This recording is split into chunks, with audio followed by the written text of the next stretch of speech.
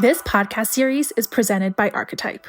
Archetype is an early-stage venture capital fund focused on backing crypto entrepreneurs who are working to accelerate the decentralized future. We lead investments in seed-stage companies and are always open to speaking with crypto-native founders. For more information on our team and portfolio, go to archetype.fund. Hello, everybody, and welcome to Archebyte. I'm your host, Catherine Wu. Each week at Archebyte, we have on the smartest voices in the crypto industry to tell us what's top of mind for them. Today's episode will be focused on staking, specifically staking infrastructure on Ethereum, its past, present, and future. I'm joined today by Collin Myers, the CEO and founder of Obol Labs, where they are building out distributed validator technology to better the Ethereum Validator Network. Collin is also a longtime builder and a crypto OG, having started his crypto career at Consensus back in 2018. Welcome to the show, Collin. Hey, Catherine. Thanks for having me. I've been looking forward to the discussion and can't wait to get into it. There's not a lot of people that I think I can riff on for an hour about staking infra, but I think you're one of the few, and I'm excited about this. So before we dive into all the details about DVT, explanation to come later, can you paint a picture for me and our listeners on the history of staking infra over the years? So how it got started to where it is today. So in other words, the past and present of staking infrastructure. Yeah. So the way that we view these things is, well, I'll talk about them broadly, and then I'll talk about them more in the context of Ethereum, which is important. So broadly, proof of stake conceptualized around somewhere between 2011 and 13. It's kind of unclear to me exactly where it started. Some said it was Peercoin, a variety of different white papers. But ultimately, over time, proof of stake continually, as it advances in kind of the same area, which is it increases the amount of validators, right, that a proof of stake network has. So earlier versions of proof of stake were 10 to 25 validators, which was V0. V1 of proof of stake was 25 to 100. V2 of validators was 100 to 1,000. And then most recently with Ethereum and proof of stake and ETH2, it's more 1,000 to 1,000,000 is what it can enable.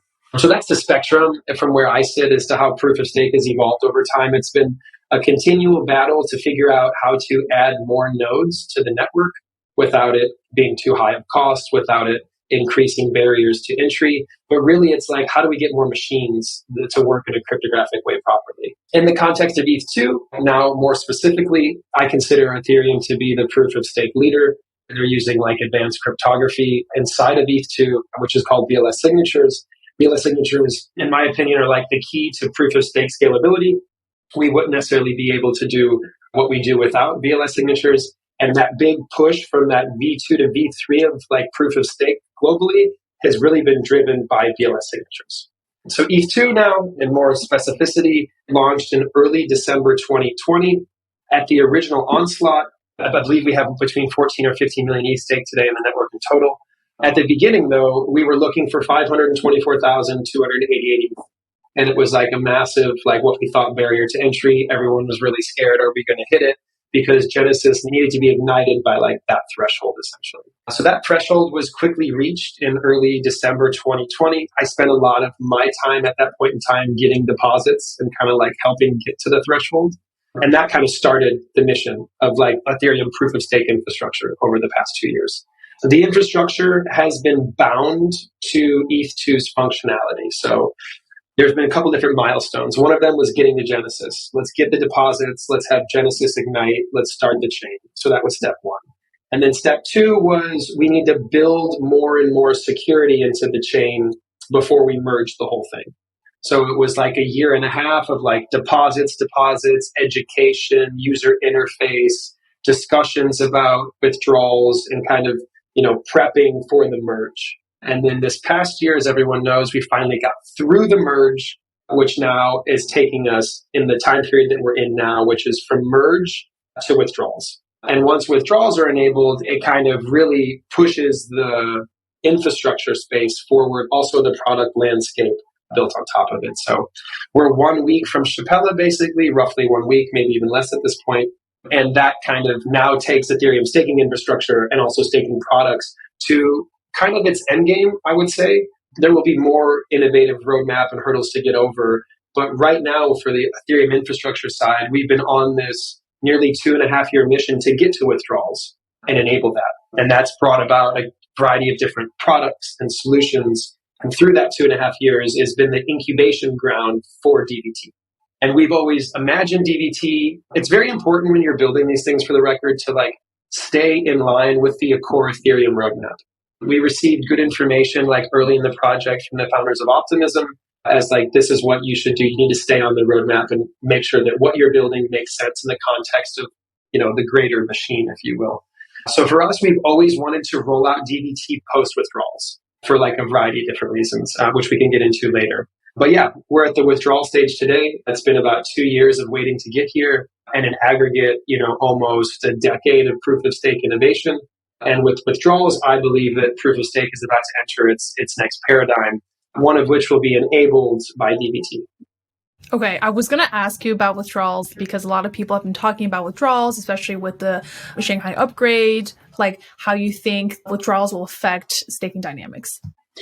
Yeah, that's a good question. So we actually spent a lot of time on this internally. I used to read a lot of daily observations by Ray Dalio. I don't know if anyone who listens to this has read those back in the day. He kind of moved off of those.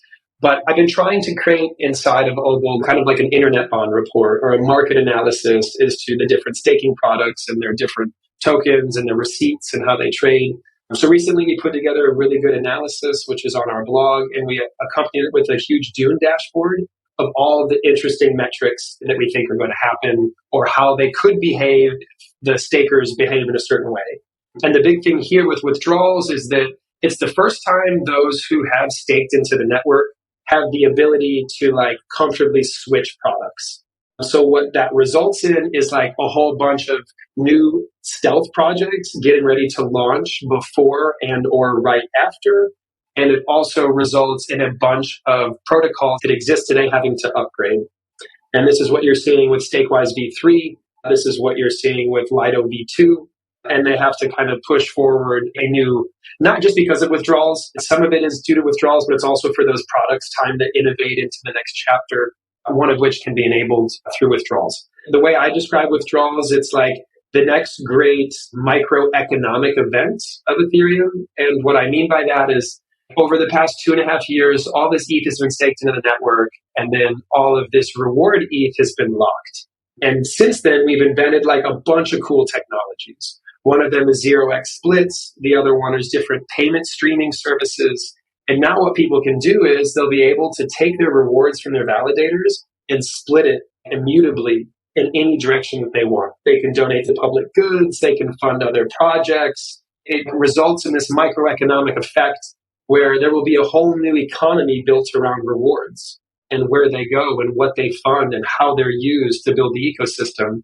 And the way I categorize it is there's a stockpile of the world's most valuable asset sitting there waiting to get reinvested back into the ecosystem. So you can think the way that we've approached it is what happens to LST prices? What happens to total stake between your at-home validator and others? And how does stake kind of shift around? And then the more kind of macro one is what happens to the microeconomics of Ethereum staking and where do all the rewards begin to get funneled in the ecosystem? Because I really don't believe that most of them will get put in people's pockets. I actually think that a majority of it will get reinvested back into the community, which will have profound effect in our next cycle. Yeah, and I guess time will tell to see if that happens, but I think your line of thinking makes sense, especially as more people get onboarded to staking. I imagine the rewards may not necessarily be enough to cash out, let's say, on a very frequent basis, but rather reinvesting or recycling. Well, A, it's good for the network, but B, actually economically might make more sense. Yeah. And there's also this whole group of at-home validators that can't pay for their machines right now, because if you're an at-home validator, you don't have the benefits of the liquid staking tokens to get liquidity if you need it. So I also am quite bullish on this next chapter of at-home validators now that not only ETH is cheaper, but the fact that you can pay for your operations. I think in Western worlds, we take for granted how expensive or hard it is to run an at-home validator in other countries. We have a super diversified team. We have 25 people spread across 14 countries. And we are running at-home validators in homes out of Jordan and India, Honduras, Cape Town, all these kind of different abstract countries. And, honestly, it's not profitable for people to run at home, especially if they don't have access to their rewards. So when this happens, I think there's going to be a whole new trend and movement towards running nodes at home because now you can actually see benefit from it. Yeah, well, this is a great segue to actually talking about DVT because I do think it does change/improve different types of staking. So bringing it back to DVT specifically, what you guys are working on at Obol Labs, in your own words, what exactly is DVT? Yeah, good question. So I'll keep it super simple. DVT enables you to run a validator across multiple machines. It enables you to take a validator, which today can only be run on one machine, and it can enable you to run it on a number of machines, actually however many machines that you want. Now it's kind of being bound by what's profitable or what the latency requirements are. People think of validators as either a public or private key pair or a person or an entity. But with DVT, you can take a validator and you can run it with a community. You can put different people, different entities, different geolocations. So at its core, you can run a validator across multiple machines across the internet permissionlessly. And with that, we're now just learning, honestly, the different things that you can do with that or the different benefits that you can have with it. One of the biggest use cases today for DVT has been collaborative clusters. So groups of people coming together to share validation rights, just in case someone's at-home validator goes down, or just in case someone has a problem in the cloud. It's kind of collective action, which is very Ethereum in nature. From your description, I will say almost sounds too good to be true. And I imagine a follow-up you get often is how? How do you allow for this way of one validator to be run simultaneously on more than one node or machine? What's the big unlock that allows for this? Yeah, that's a good question. So technically what enables it, or to anchor back to VLS signatures that kind of allow this aggregation mechanism cheaply and quickly. So we're able to maintain ourselves as a middleware, and we're able to kind of quickly bring together groups of people in the amount of time that you have to do your duties, because VLS signatures are homomorphically additive. And what that means in normal speak is that they can cheaply and easily be divided up into a bunch of pieces and then cheaply and easily recombined to perform a duty. So VLS signatures are kind of like the crux of how this is even possible. And then the second piece of it is DKG. Today, a validator key is an individual key.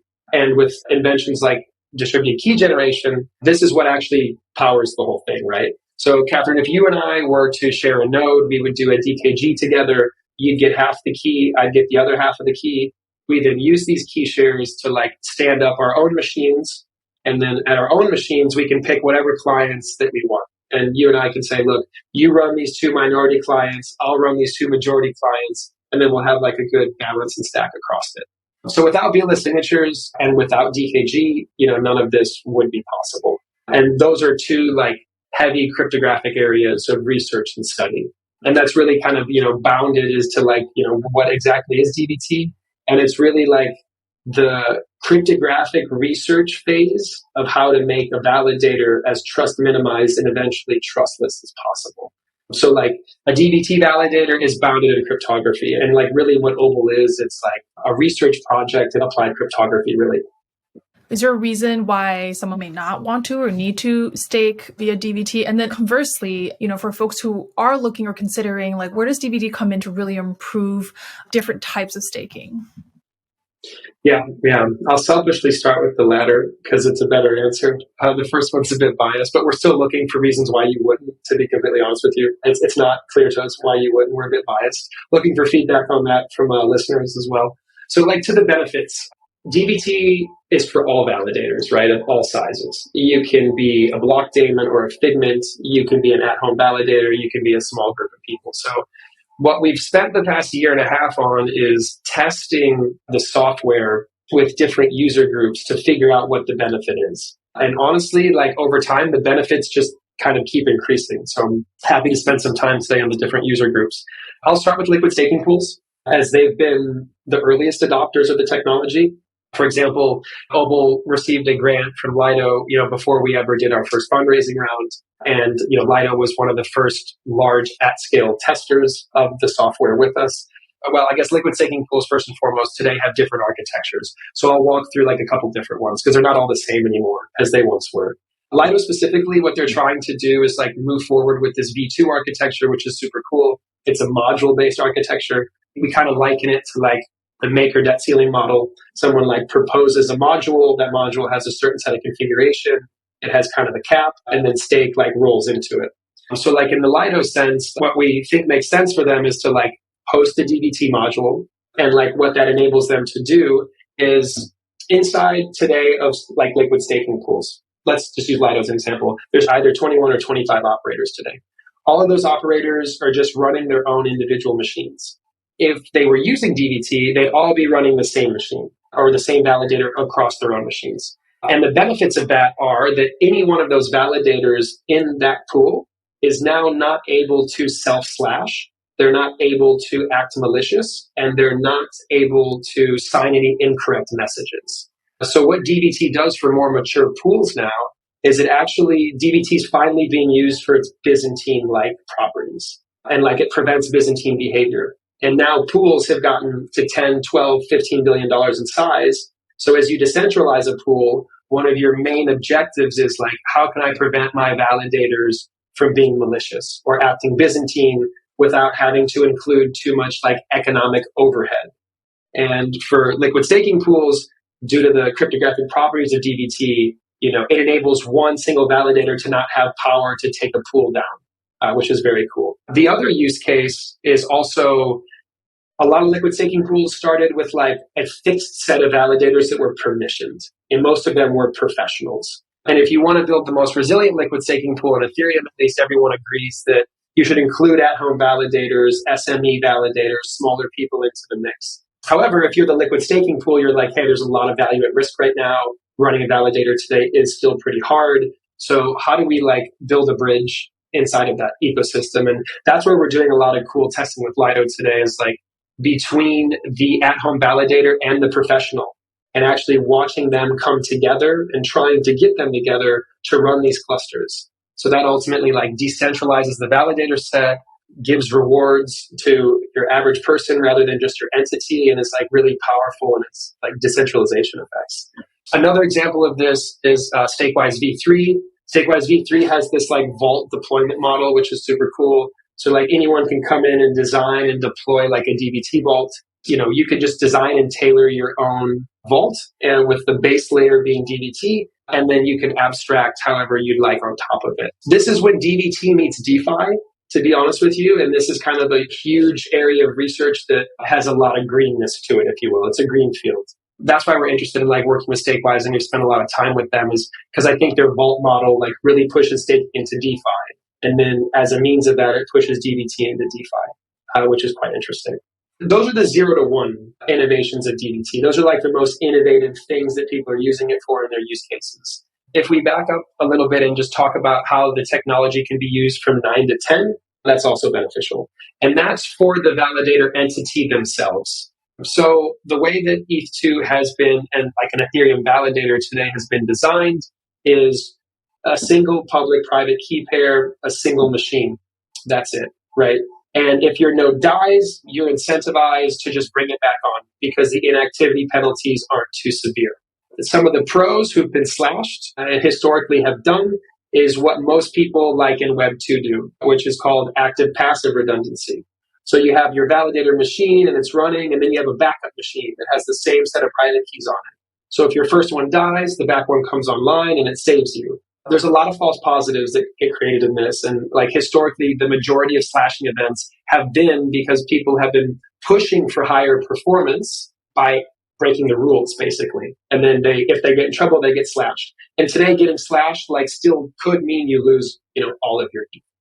So for these actors, these large centralized validator entities, they have built now, some of them, $1 billion ETH staking products that have like 10x too much hardware inside of them. And what DBT enables is what's called active redundancy. So now these large operators are like, oh, wow, like if I'm going to stake, 15,000 ETH, I don't need 60 nodes to do it anymore. I actually just need 4 nodes using DBT, using active redundancy between themselves. So that like decreases their cost of capital, that improves their margins, which is kind of the classic operating efficiency improvements of DBT.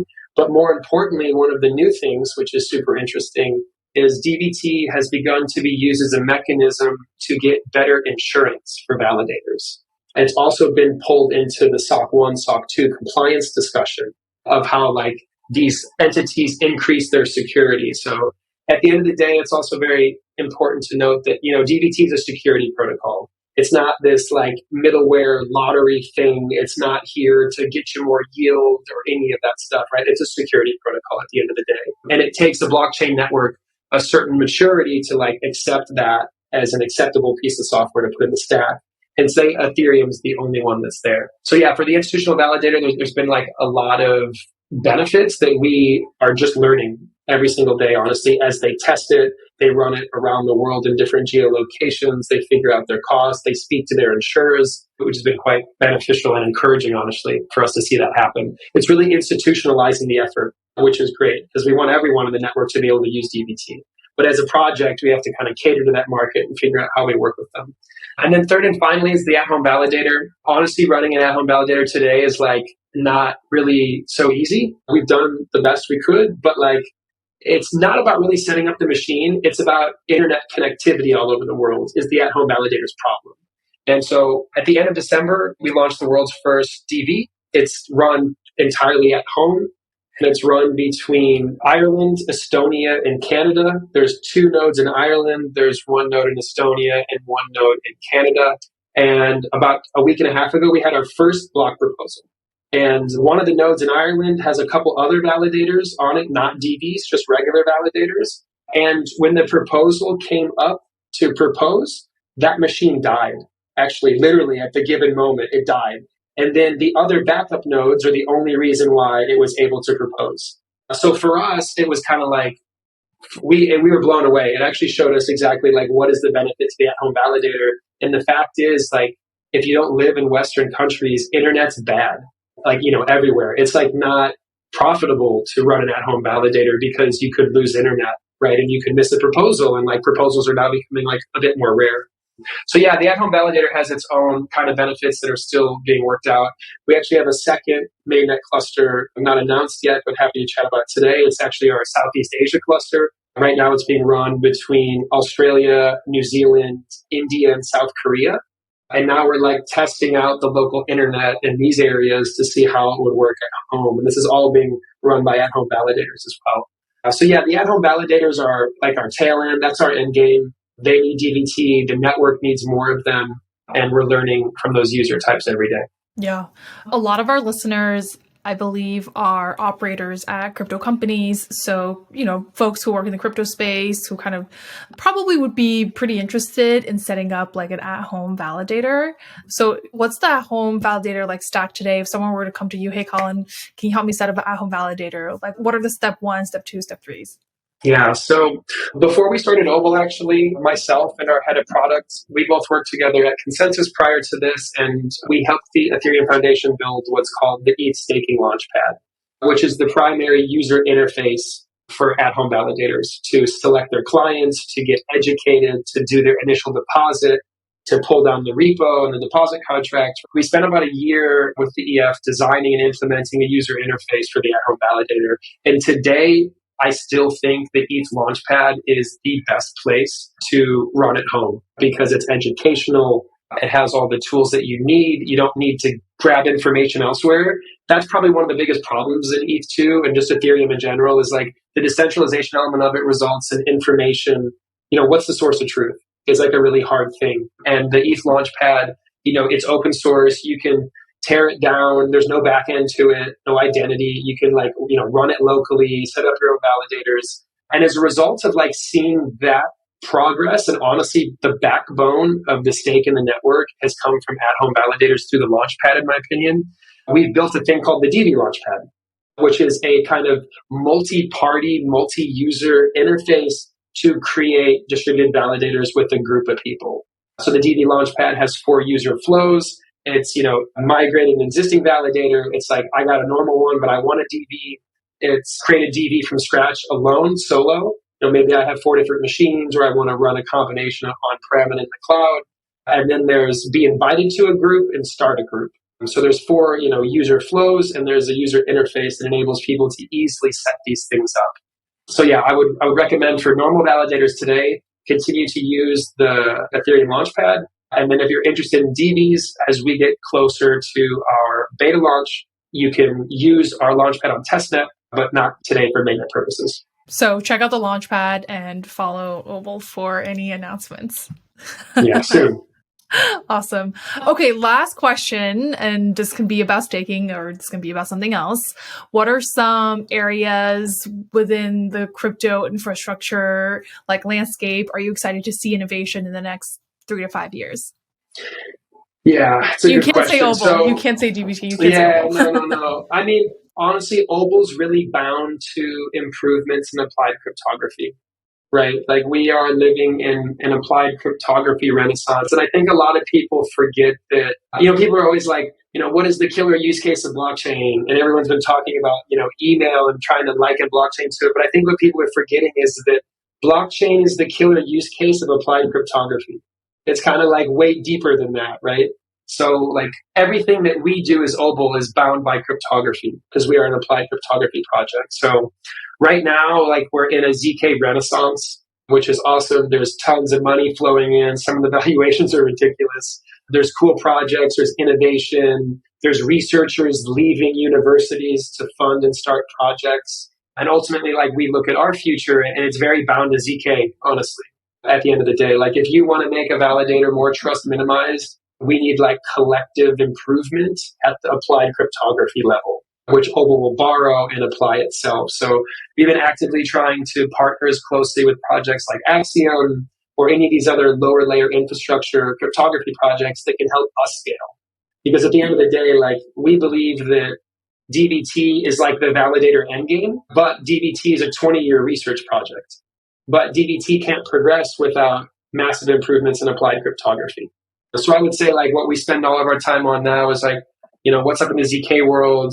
Is it getting funding well? What are different teams working on? How can we partner with them? How can we eventually help fund them, right, to help build on top of Obol and help us improve these things?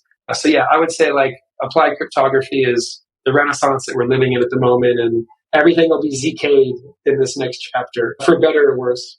Great answer. And I love that quote. What was it? Blockchain is the use case of applied cryptography. Was that what you said? Cryptography. Yeah. Nice. I might steal that line someday. You have permission. I stole it as well. I certainly didn't make that up. I actually don't know where I heard that, but it came across my radar at some point over the past year. And it also it was one of those like, it's like, oh, duh, that's exactly what we're doing. Like blockchain, like it's a cryptography actually. Blockchain's just a use case of it. Yeah. That's true. Okay, well, I think that's a very wisdom, information-packed 30 minutes. Thank you for taking the time spent with us. And again, listeners, make sure you follow Obol and all they're doing. And yeah, thank you, Collin. Yeah, awesome, Catherine. Thank you so much for having me today. Shout out to all the listeners. We got some big news coming out this year. And if you want to run a validator, come find us and we can help you out. Thank you for tuning into another episode of Archebyte. We release new episodes every Wednesday. Don't forget to check out previous episodes if you've missed any. They should be available wherever you get your podcasts. If you have any questions or ideas for future episodes, DM us on Twitter at Archebyte. See you next week.